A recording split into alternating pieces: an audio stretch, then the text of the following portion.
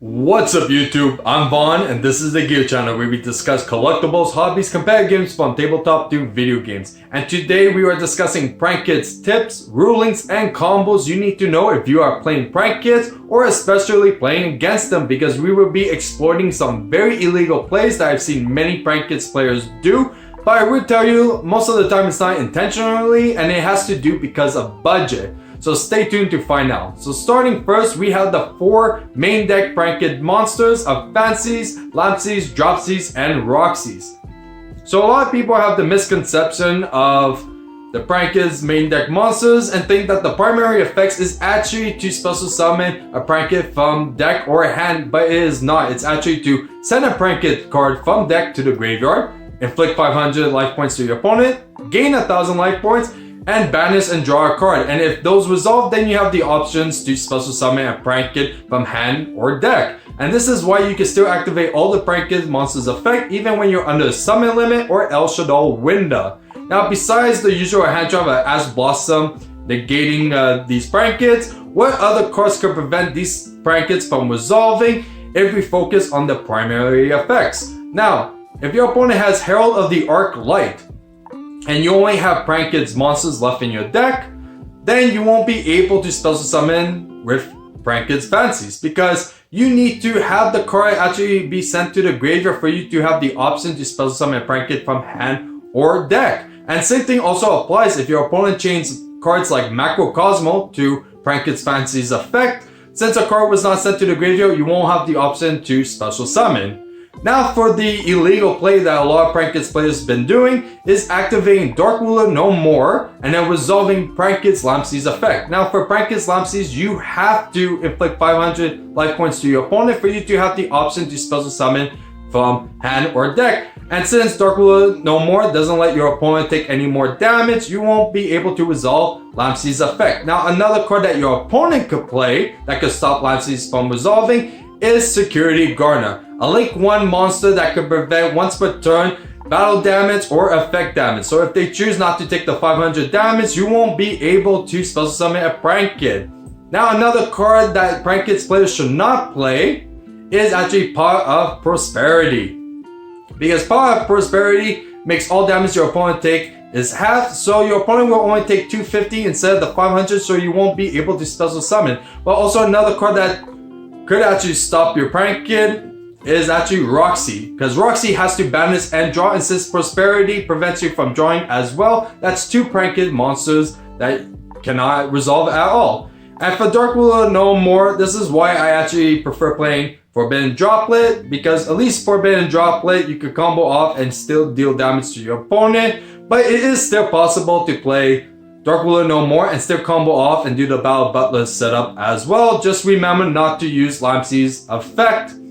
Now when we're talking about Roxy and what could prevent Roxy from banishing and the drawing, a lot of people are debating of actually siding and playing Joan Lockbird against prank kits, which is very debatable. It's not a bad idea, but you have to choose the right time to actually play Draw and Lockbird. It definitely stops Roxy from resolving since they cannot draw, so they cannot attempt to activate the effect. But what other cards can Draw and Lockbird actually work on? Well, if I activate prank kit's place, definitely you stop me from using Dodo's effect, Roxy's, or even prank kit's pranks. But the issue is my setup will be focusing on that, so that means the card that I send would be prank kit's Pandemonium, and I could just add it from graveyard to hand instead. So the right time is actually to do it on Dodo's effect. So when the resolution and you add and you send off for a prank kit's Fancy, then at least it's too late and I already set up everything for the combo, so I was supposed to plus off with Roxy's and prank kit's pranks. So it does actually cripple if you do it at that specific time. Now another card that could stop Roxy is actually Artifact LANCEA. Now, since I cannot banish, then I cannot resolve Roxy's effect, but I wouldn't recommend anyone to really side Artifact LANCEA just in hope of hitting Roxy. If you are going to take that route, you're better off of just playing Imperial Iron Wall, because at least I cannot activate Roxy or Meow Meow's effect to banish it for the cost of my other prank kits. Now for Dropsies, there's not much, and the only thing I could actually really think of that would actually stop Dropsy and focusing on the primary effect of gaining 1000 was Bad Reaction SIMOCHI, which is the card that turns all gaining life points to inflicting life points. So that is really the only card I could actually think of that could actually stop Dropsy's primary effect. Now, this is also why I actually think Dropsy is one of the best prank kid out of all the other main deck prank kits. I know that Fancy you could actually do a lot of combo with, and it does actually support most of your combos. But if we actually look of where it could potentially prevent Dropsy from resolving, it has a higher chance to resolve compared to all the other prank kits. But also for grind games, Dropsy is actually the best one, because especially if your deck is really thinned out and you don't have that much options to actually send for Fancy's effect, you would prefer Dropsy's. And if you're on top deck mode, you definitely don't want to get Roxy as well. So Dropsy is the best one when it comes to those situations, and you can make totally awesome with it as well.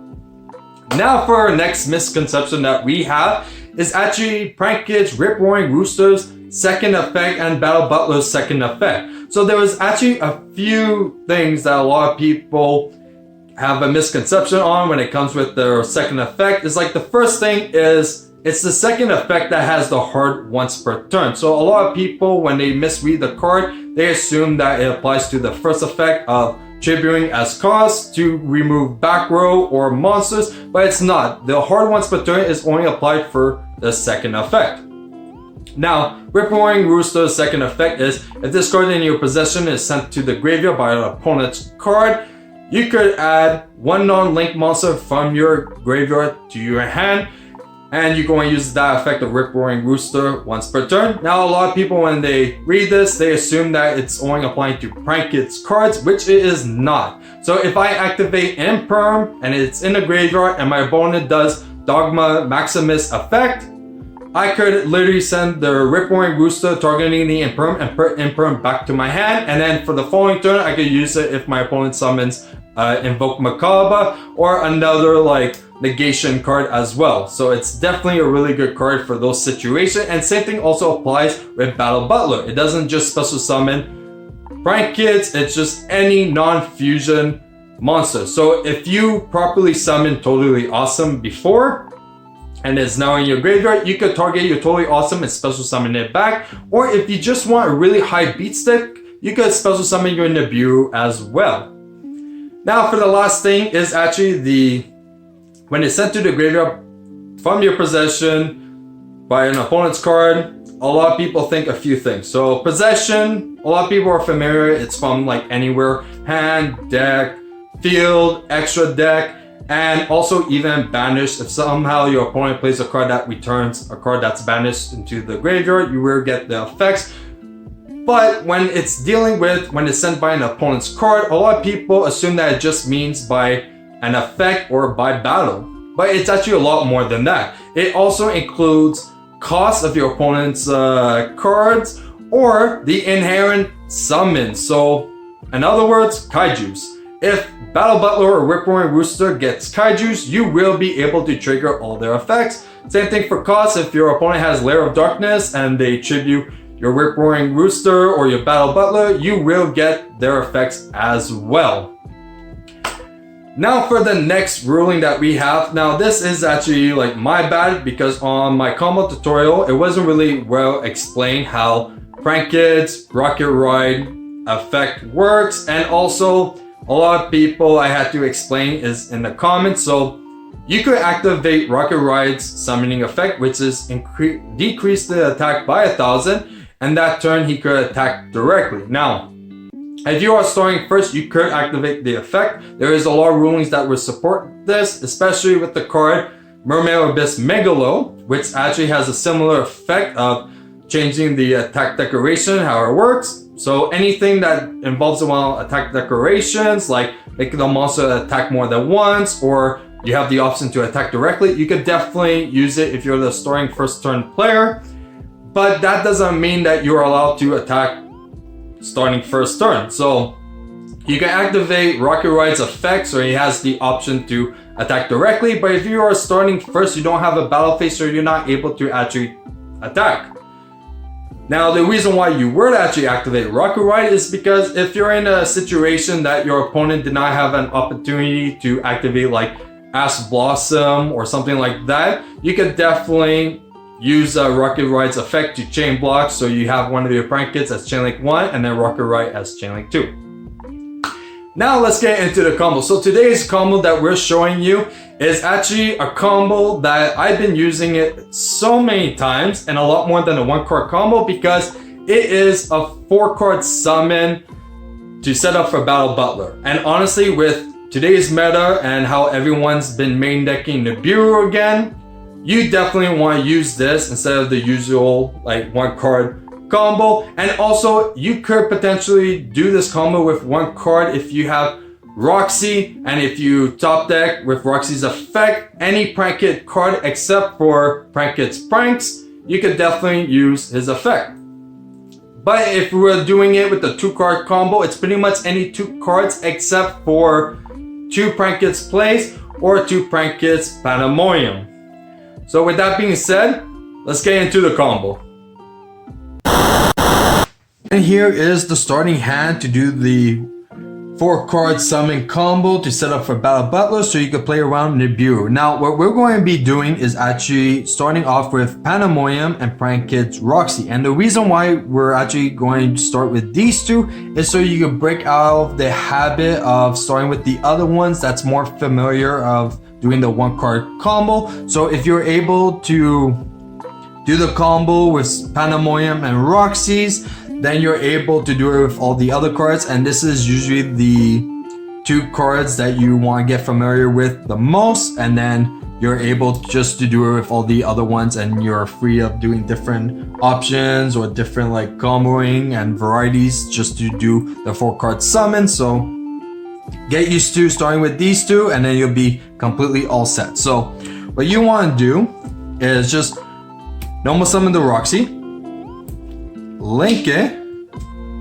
for Meow Meow, use Roxy's effect, so we're going to just banish a card to draw a card, and then we're going to special summon the Fancies. Okay, so right now we're at 3 summons. Now for the 4th summon, we're going to link those 2 for Dodo.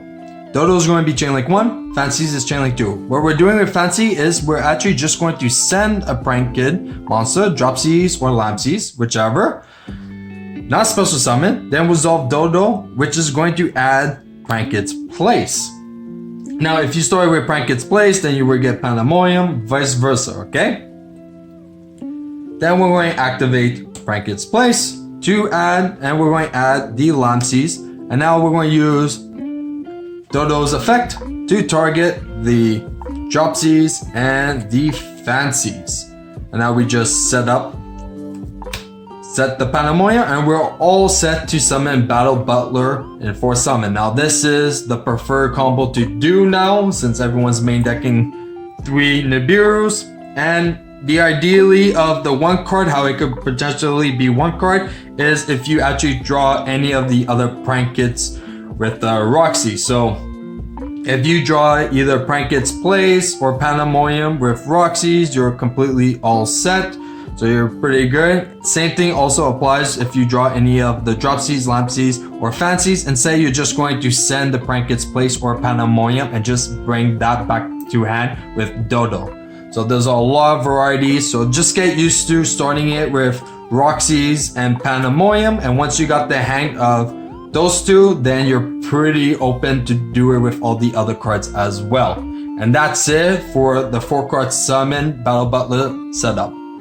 That's it for today's episode. If you guys enjoyed, make sure you like, subscribe, and hit that notification bell, because we have a lot more videos coming out. And if you guys have any questions, don't be shy, comment it down below. I always make time to reply to everyone's comments. And if you guys want a sneak peek of future products we're planning to review on this channel, make sure to follow me on my Instagram, Vaughn Gear. I'm Vaughn, and this was the Gear Channel.